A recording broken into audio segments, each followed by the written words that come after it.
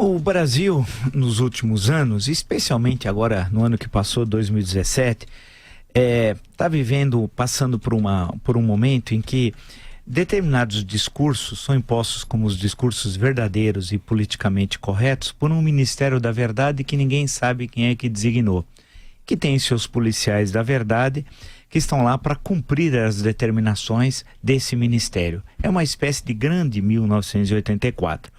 Em relação à questão, por exemplo, da raça, é uma boa discussão. O Brasil tem uma formação racial muito diferente do que o que ocorreu nos Estados Unidos da América.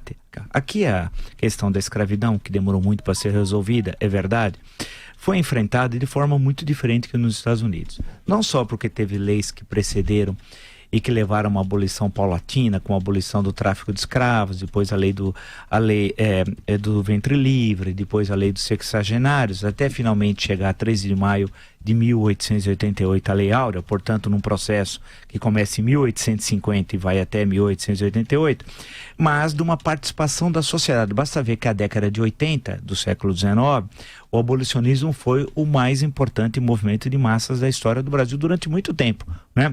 Pela participação popular nesse processo, que foi fundamental para levar à abolição da escravidão em maio de 1888. No caso norte-americano, isso para fazer a comparação, foi totalmente diferente. Se passou por uma guerra civil entre 1861 e 1865, que foi a guerra com o maior número de perdas humanas do século XIX, a guerra mais violenta, né, com a utilização de novos armamentos, etc. Olha, então estamos falando num período, no começo do século XIX, que teve as guerras napoleônicas. A guerra civil foi devastadora. E estratégias usadas lá, como a da guerra total pelo general Sherman, quando foi conquistar Atlanta, por exemplo, na Geórgia, vai ser usado depois, no final do século XIX, em outros combates e até na Primeira Guerra Mundial e em outros conflitos do século XX e tal. Portanto, na questão que levou ao fim da escravidão no Brasil e nos Estados Unidos, são processos muito diferentes. Por outro lado, mais uma diferença importantíssima, o Brasil era um país mestiço, era e é um país mestiço. No século XIX, parte da elite brasileira é negra e mulata. Nós temos negros como senadores, como deputados, como parlamentares. Não vou dizer deputado federal porque não havia o federalismo, mas na Assembleia você tem deputados negros, você tem uma nobreza negra, né? A grande parte da elite intelectual brasileira no século XIX é negra ou mulata. Pega todos os nossos escritores, né? Isso ocorria nos Estados Unidos? Não. Absolutamente não. Tinha negro que tinha, por exemplo, aqui durante a escravidão, até 1888, você tem negro que compra escravos. Lembre-se de uma cena do Memórias Póstumas de Brás Cubas, o Negro Prudêncio, por exemplo, que um dia eu vou retomar mais essa questão. E por que eu estou insistindo nas diferenças Brasil e Estados Unidos? Porque foi adotado aqui no Brasil agora essa visão do negro lá dos Estados Unidos aqui no Brasil.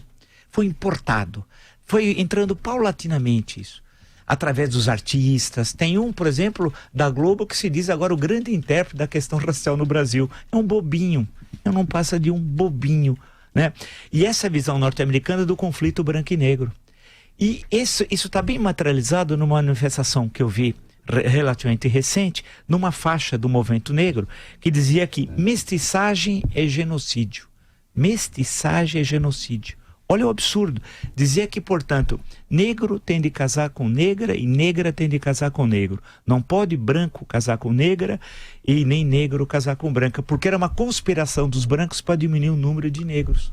Portanto, mestiçagem, segundo essa leitura norte-americana, reacionária, anti-brasileira, era que estava levando ao genocídio. Inventaram uma interpretação também, vinda dos Estados Unidos, que o Brasil é um país negro. Não, o Brasil é um país mestiço. Os dados do IBGE são muito claros, basta ver o número de pardos. Ah, mas pardos não existem. Existe sim.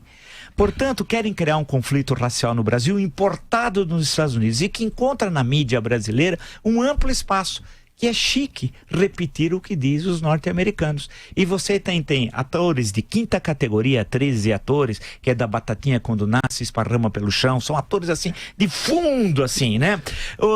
Jornalistas de oitava que nunca estudaram coisa alguma, movimentos picaretas, oportunistas nessa questão. O importante, e para concluir, eu vou voltar a essa questão outras vezes, porque eu acho de suma importância, é concluir que o Brasil queira ou não queira, viu, os racistas negros, né? Porque tem racista branco e tem racista negro.